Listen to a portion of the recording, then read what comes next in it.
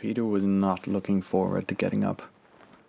The night before had left him absolutely ragged, so when his alarm started going off, he was not happy.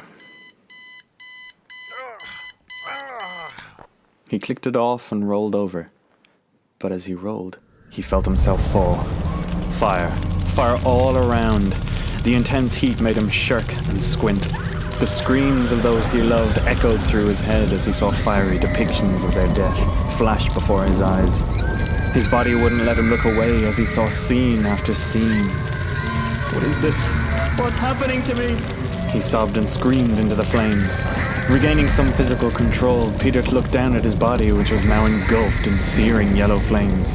He desperately patted his arms and legs as they melted before him like a metal that had just reached liquefaction. The smoke and fire continued to swirl around him, engulfing every fathom of his perception.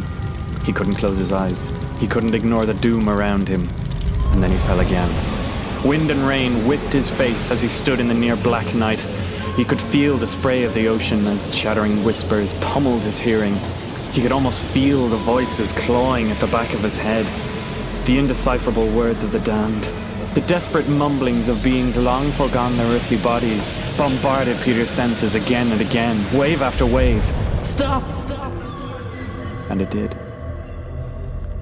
He stood in total blackness, ready for another onslaught of some sort. His breath echoed around him as he blessed this respite.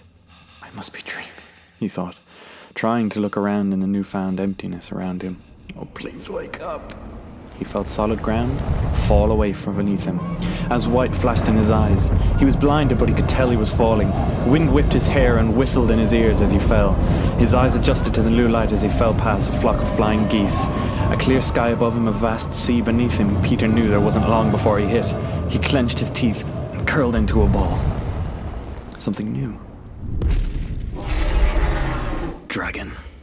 Peter sprung up to face the circling dragon as it raised its head and took in a deep breath. Flames spun around him again as his clothes were stripped away, leaving him naked.